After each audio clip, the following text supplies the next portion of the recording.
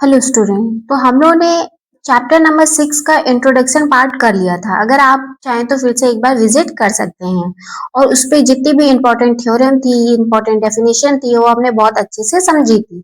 तो आज हम लोग शुरू करने जा रहे हैं एक्सरसाइज 6.1। तो क्या है एक्सरसाइज 6.1?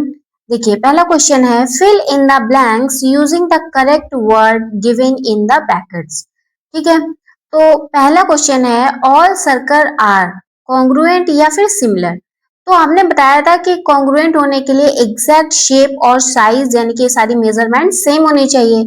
तो ऑल सर्कल, भाई सर्कल इतना भी हो सकता है, इतना भी हो सकता है ना, इतना टुन्नू सा भी हो सकता है।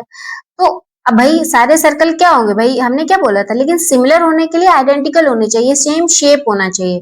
तो क्या हो जाएंगे, सिमिलर, ना कि कॉन्ग्रुएंट। ठीक है, क्योंकि उसने मेजरमेंट के बारे में कुछ भी डेफिनेशन या कुछ भी जानकारी हमें नहीं दी है।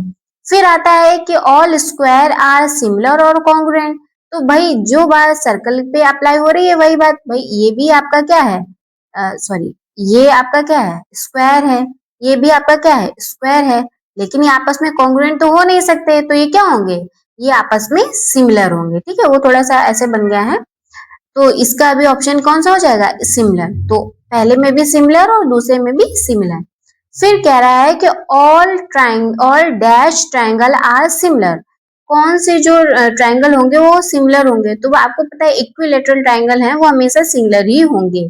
ठीक है, क्योंकि आइसो स्केल में क्या होगा, कोई सी भी दो साइड इक्वल देगा ना, वो जरूरी थोड़ी ना कि सेम ट्राइंगल पे सेम ही साइज इक्वल दे दे। इक्विलेटरल में क्या होगा, सारी साइड इक्वल होगी, मे बी कि साइज डिफर हो, कोई प्रॉब्लम नहीं है। तो इसमें क्या हो जाएगा, इक्विलेटरल। तो फर्स्ट का जो थर्ड पार्ट हो जाएगा वो क्या हो जाएगा, इक्विलेटरल। फिर फोर्थ में क्या कह रहा है, two polygon of same number of sides are similar if their corresponding angles are. हमने ये वाली डेफिनेशन पढ़ी थी ना, तो डेफिनेशन ही यही है कि उनके एंगल क्या होते हैं, एंगल उनकी इक्वल होने चाहिए और their corresponding sides are in proportional, है ना। उनका जो करस्पॉन्डिंग साइड का रेशियो है वो इक्वल होना चाहिए, या फिर करस्पॉन्डिंग साइड क्या होनी चाहिए, प्रोपोर्शनल में होनी चाहिए। तो पहले वाले में इक्वल आ जाएगा और दूसरे वाले में प्रोपोर्शनल आ जाएगा। ठीक है, समझ गए। चलिए, क्वेश्चन नंबर 2 क्या कह रहा है, give two different example of pair of similar figure और नॉन सिमिलर फिगर। बहुत इजी है। देखिए, जैसे अभी आप ट्राइंगल पढ़ रहे हैं तो ट्राइंगल ही ले लीजिए। पहला आपका ये, ठीक है, और ये दोनों क्या हो गए, सिमिलर फिगर हो गए ना। और ऐसे ही अभी आप सर्कल ऊपर में देख रहे थे, ये सर्कल और ये सर्कल क्या हो गए, अच्छे से बना लीजिएगा आप, ये भी सिमिलर हो गए। तो आप कोई भी दो फिगर बना सकते हैं। नॉन सिमिलर में क्या हो जाएगा भाई, एक आपने ट्रायंगल बना दिया, एक आपने सर्कल बना दिया, ये क्या हो गए, नॉन सिमिलर फिगर्स हो गए। ऐसे ही एक आपने रेक्टेंगल बना दिया, एक आपने सर्कल बना दिया। सर्कल की जगह आप कुछ भी ले सकते हैं, जरूरी नहीं कि आप सर्कल ही लें। ठीक है, तो ये क्या हो जाएंगे, नॉन सिमिलर फिगर हो जाएंगे, मतलब ना तो शेप इक्वल हो ना ही साइज। ठीक है, चलिए क्वेश्चन नंबर 3 क्या कह रहा है, क्वेश्चन नंबर 3 कह रहा है state whether the following quadrilateral are similar और नॉट।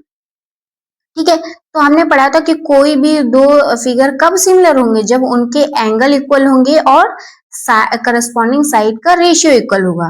तो देखिए, ये जो उसने दिया है इसके ईच एंगल 90 डिग्री दी है, लेकिन ये उसने 90 डिग्री नहीं दिया है। तो इसका मतलब जो एंगल है वो क्या है, नॉट इक्वल है ना, इक्वल नहीं है। तो साइड अगर इक्वल हो भी जाती है तो हमें फर्क ही नहीं पड़ता, क्योंकि हमें दोनों कंडीशन अप्लाई होनी चाहिए। ठीक है, क्योंकि भाई ये इक्वल एंगल नहीं है।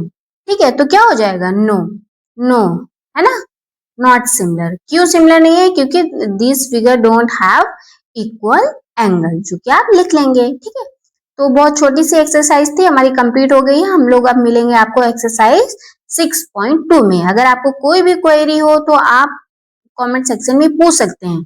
और हाँ, मैंने एक इम्पॉर्टेंट क्वेश्चन की डे 21 का मैथ चैलेंज भी शुरू किया है, आप चाहें तो उसे भी ज्वाइन कर सकते हैं। आप मस्ती मस्ती में बहुत कुछ सीख जाएंगे। ठीक है, थैंक यू।